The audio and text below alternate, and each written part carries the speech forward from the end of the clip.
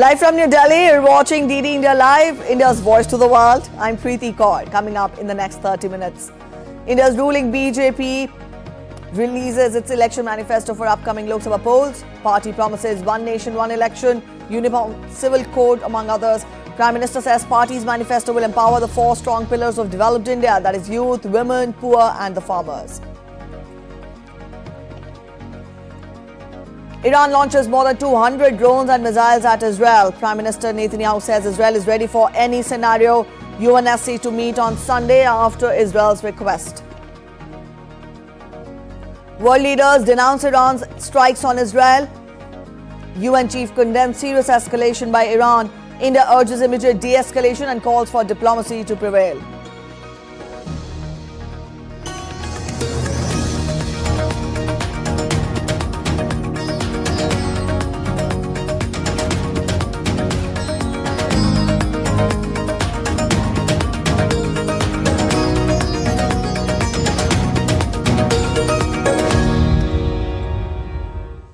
Let's begin by getting the latest on the world's largest democratic election in India.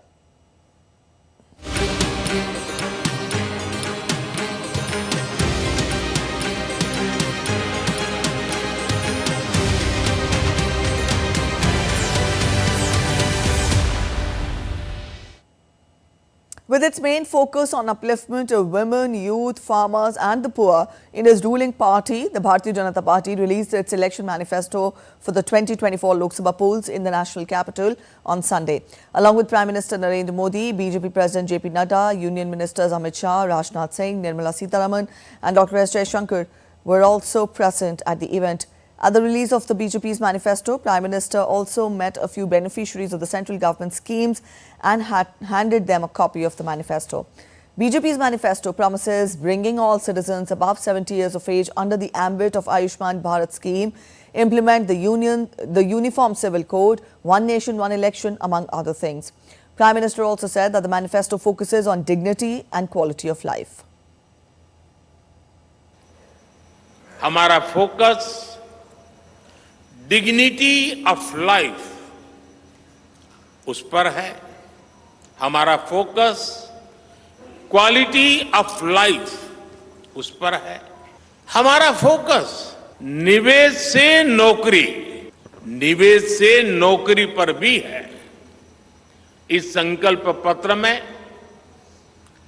Quantity of opportunities और quality of opportunities दोनों पर बहुत जोर दिया गया है। Prime Minister said that the entire country waits for BJP's manifesto.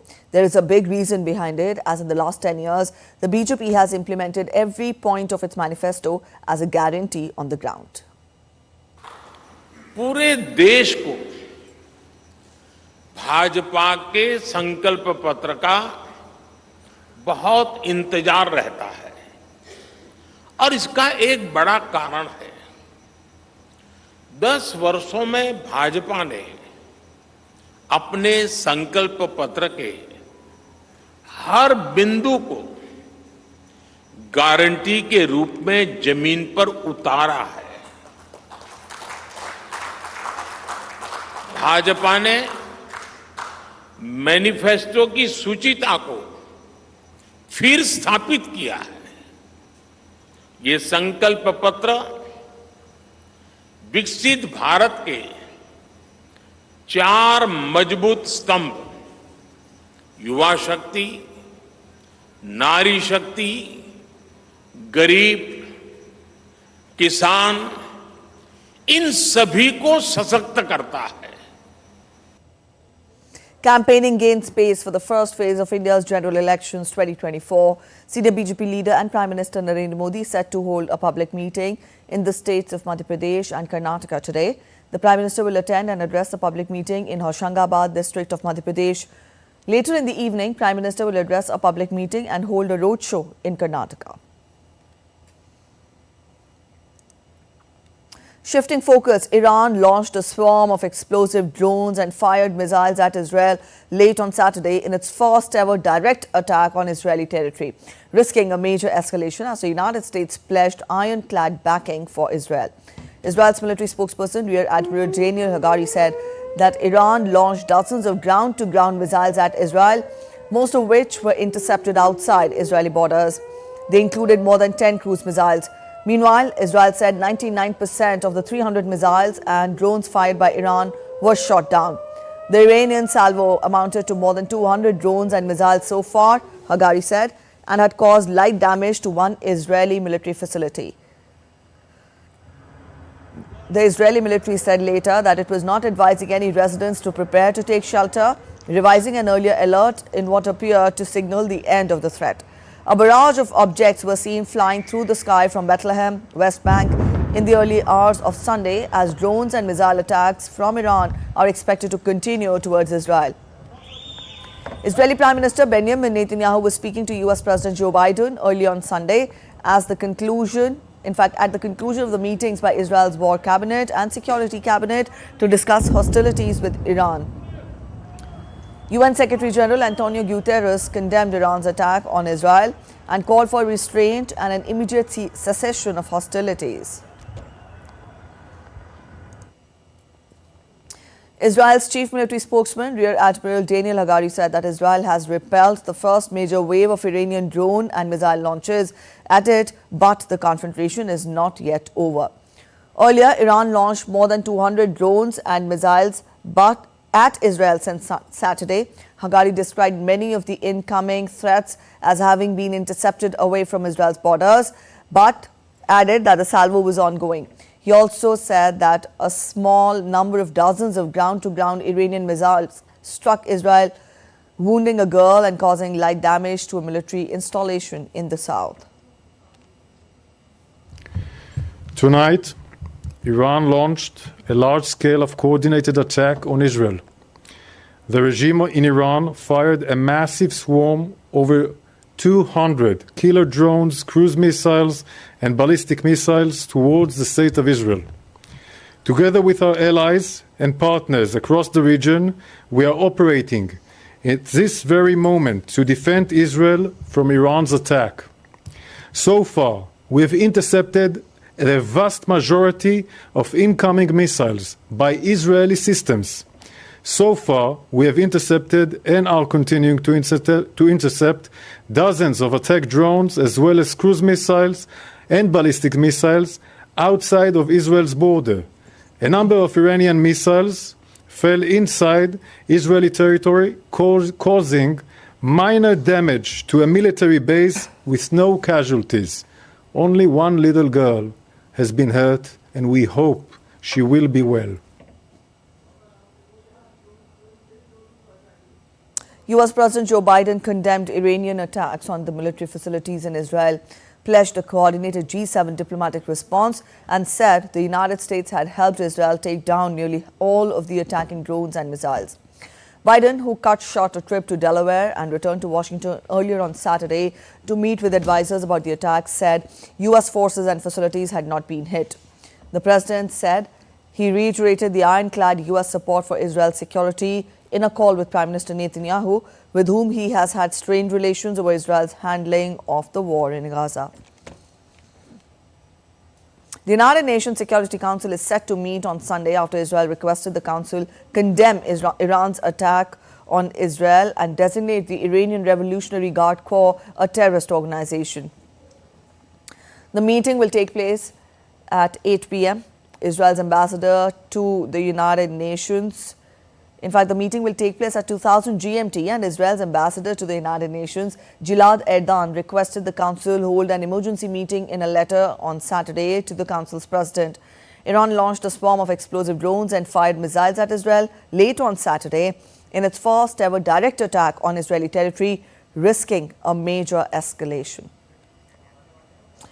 All right, DD India's Alex Carrier joins us live from Tel Aviv for more updates.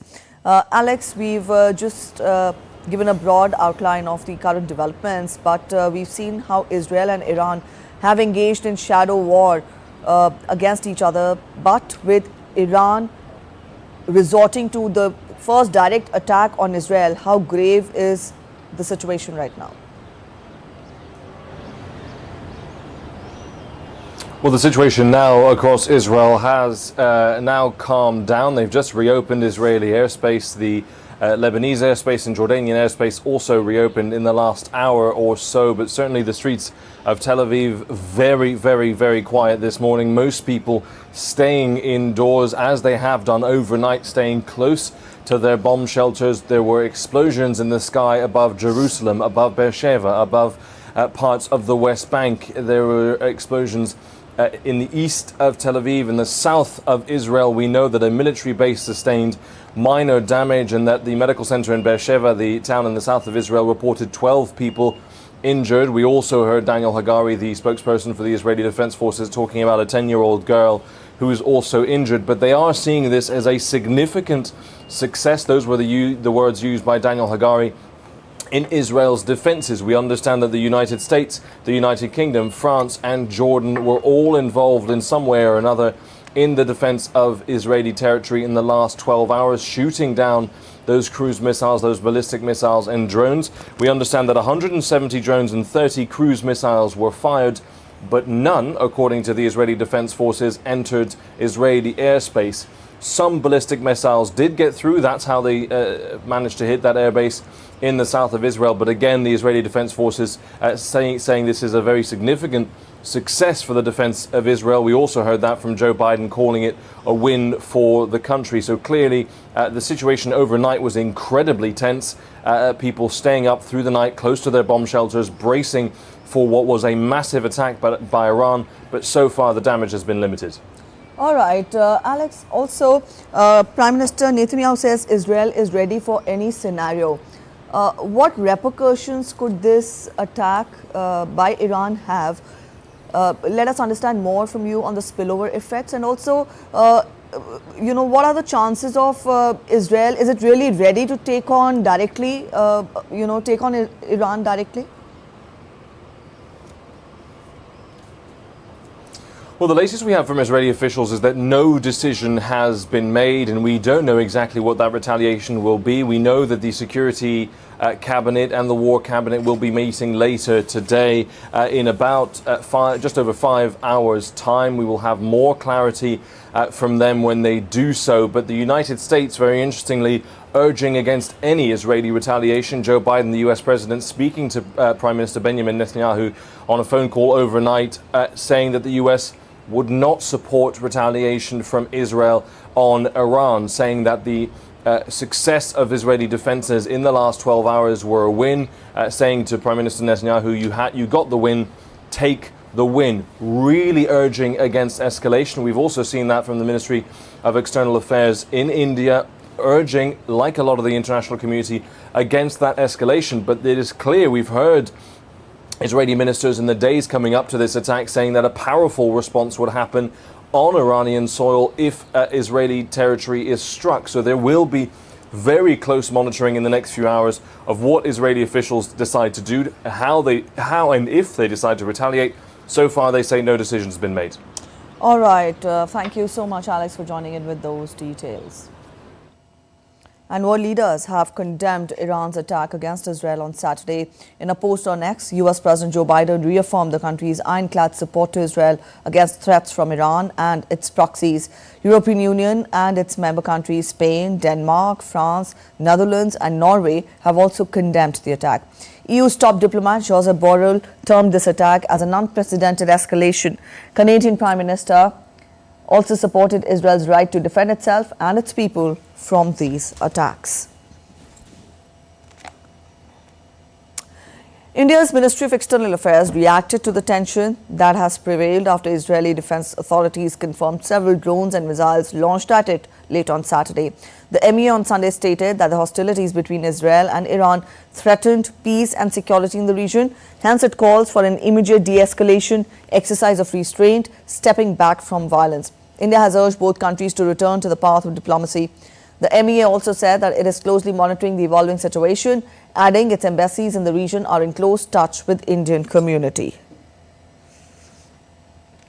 Jordan, Iraq and Lebanon reopened their airspace on Sunday after closing it late on Saturday after Iran launched drone and missile attacks against Israel. Jordan state television said the country had resumed air traffic operations. The opening of its airspace came more than 3 hours earlier than scheduled. Iraq's aviation authority said security risks had now been overcome. Lebanon said its airport will resume its activities after the overnight closure. Up next, we're heading for a short break. You're watching DD India Live. After the break, India marks the birth anniversary of Dr. B.R. Ambedkar, the chief architect of the Indian Constitution. And Indian shooters Palak and Sanyam keep India on course for 20th Paris quota. We'll tell you more.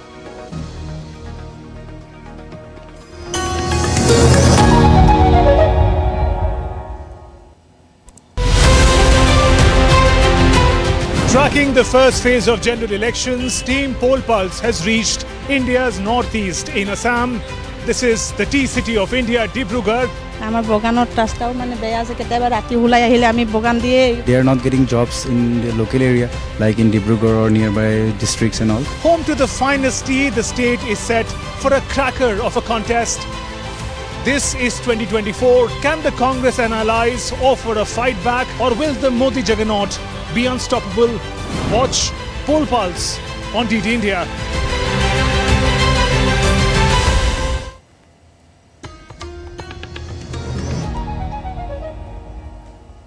Welcome back after the break. You're watching DD India Live and I'm Preeti. Let's get you more international updates. Hamas has rejected an Israeli ceasefire proposal, saying it had handed to mediators in Egypt and Qatar its response to the proposal it had received last Monday. After more than 6 months of conflict with Israel and Gaza, the negotiations remain deadlocked, with Hamas sticking to its demands that any agreement must end the conflict. Israel wants to secure the return of hostages seized by Hamas in its October 7th attack that triggered the conflict, but says it will not stop fighting until Hamas is destroyed as a military force. It also says it still plans to carry out an assault on the southern Gaza city of Rafah. Hamas said on Saturday that it was ready to conclude a prison for hostages swap deal with Israel that would see the release of 133 hostages still believed to be held in Gaza in return for hundreds of Palestinians jailed in Israel. There was no other official Israeli comment on Hamas's response. Thousands of reproductive rights supporters rallied on Saturday in the U.S. state of Florida to support a voter referendum that would lay down abortion protections into the state constitution. Earlier this month, Florida Supreme Court had cleared the way for a 6-week abortion ban to take effect on the 1st of May. While Florida has voted Republican in recent elections, the Democrats hope that the campaign will boost their chances to win the southern state in November's presidential election. The issue of abortion has tormented Republicans since 2022, when the U.S. Supreme Court's conservative majority reversed 5 decades of precedent and eliminated a nationwide right to abortion. North Korean leader Kim Jong-un met with Chinese top legislator Zhao Leji and affirmed his position to develop long-standing ties with China. State media KCNA said on Sunday. Chinese top legislator Zhao concluded a goodwill tour in the country on Saturday. Zhao is the highest-ranking Chinese official to visit North Korea since 2018. State media KCNA on Sunday said that Tim expected the two countries to steadily carry forward and develop the durable tradition of friendship, further strengthening bilateral ties between North Korea and China. Back home, India marks the birth anniversary of Dr. B.R. Ambedkar, the father of Indian Constitution, who also served as the country's first law minister. On the occasion, President Draupadi Murmu, Vice President Jagdeep Dhankar and Prime Minister Narendra Modi paid floral tributes at his statue in the country's parliament premises. On April 14th, India celebrates Ambedkar Jayanti to remember his immense contribution to the society. His contributions to uplift marginal communities, advocacy for social justice and relentless pursuit of equality have left an indelible mark on the Indian society. In a battle involving the royal and the ordinary, the voters of Mysuru will make a choice between BJP's Yaduvir Krishnadatta Chamaraja Wadiyar and Congress's M. Lakshmana in the upcoming Lok Sabha polls. While Wadiyar, the scion of the erstwhile Mysuru royal family, is making his political debut from the Mysore Lok Sabha segment, here's a report ahead. For the Chief Minister, this is a prestige battle, because this is his home constituency and he is also campaigning hard. You have really given a challenge. How do you see this, because for him, it is a do or die battle in his home turf. We welcome the challenge. The Chief Minister, obviously, all around locally, he's a matter of pride for everyone. We have two Chief Ministers from this place, Devrajers and Mr. Sidramaya. So he will, I'm sure, have his own strategy and his own narrative. We do our own as well, and we are focusing on ours and going forward with complete focus on our vision and the Prime Minister's vision. What's your take on the opposition, especially a leader like Rahul Gandhi? Do you think, he's being misled? Do you think he's, sidetracked himself, with the ongoing politics? What is your view? What is your take on this? Why is the opposition failing to give a tough fight to the party? From what I see publicly, I think his vision for the country is lacking very much when it comes to the Prime Minister. Our Prime Minister is looking 23 years ahead when our country reaches 100 years of being an independent country. Such far-sighted thought and vision for such a long duration of time is indeed very much required for the country in order to bring it up to the standard it can be. And I think the Prime Minister is in a league of his own in that matter. What is your dream of an ideal, Mysore constituency? What do you wish to do once, you are elected? What is your dream of an ideal? Well, obviously in the short term there are very many pressing issues which a lot of the public have come to me and given their applications, etc. Apart from that, which will be the immediate duty, the long-term vision is for Mysore and Kodagu to develop organically. We are both heavily reliant on tourism, both heavily reliant on agriculture, which means essentially our nature has to be protected and our heritage has to be protected. So an organic development is key, which means keeping in mind the environment around us, the buildings around us, and the intangible heritage as well that we have. We move forward in a very productive manner like that going forward and give a good impetus to it all. Additionally from that, Mysore obviously has focuses in the area of industry. It has 2 or 3 industrial layouts which can be given a huge push to have consistent economic drivers. Mysore also has an IT base, given the fact that Bangalore is an IT hub and also oversaturated from the amount of stress that the IT puts on Bangalore itself. Mysore can be a supporting pillar, and my efforts in the cybersecurity sector for that, alongside now adding in a greater scope of areas such as food tech, agri-tech, hospitality, so things that will fit in very well with the Mysore identity. Let's take a look at other stories making it to the headlines from across India now. Fireworks adorn the sky of Golden Temple in India's Amritsar on the occasion of Vaisakhi. The festival is also known as Harvest Festival of the state of Punjab. Vaisakhi means the beginning of the Sikh New Year. The devotees who gathered witnessed the fireworks that adorned the sky around the temple. Responding to Prime Minister's call to preserve and celebrate India's rich spiritual and cultural heritage, ambassadors and diplomats of 25 nations descended on Varanasi, one of the country's most ancient pilgrimage sites in Uttar Pradesh. India celebrates 6th day of Navratri today. The temples recited prayers to Goddess Durga, while a large number of devotees gathered to offer prayers and take part in the morning prayers to commence the 6th day of the 9-day Hindu festival of Navratri. US President Joe Biden extended greetings on the occasion of Vaisakhi and Navratri and Songkran, wishing warmth and joy. President Biden also extended his wishes for other festivals being observed across the world. Taking to social media platform X, President Biden said, and I quote him, "To all those gathering around the world in celebration of Vaisakhi, Navratri, Songkran and the incoming New Year this week, Jill and I wish you warmth, community and joy. Happy Bengali, Khmer, Lao, Myanmaris, Nepali, Sinhalese, Tamil, Thai and Vishu New Year."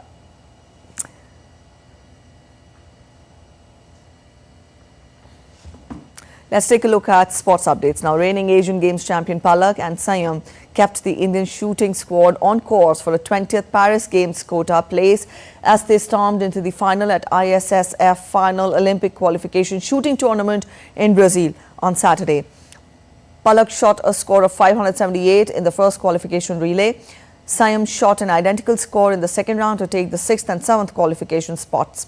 This has given India a boost in their endeavour to grab one of the 2 available quota places. India's third entrant, Surabhi Rao, also shot 578 but missed on making the top 8 on lesser hits in the inner 10 ring. The final will be held on Sunday. That's it in this edition of DD India Live, but let us know your thoughts on the news of the day. You can connect with us on Facebook, X and also Instagram. We'll be back with more news as it breaks here on DD India. I'm Preeti Kaur signing off, and from all of us here in Delhi, thanks for watching DD India Live.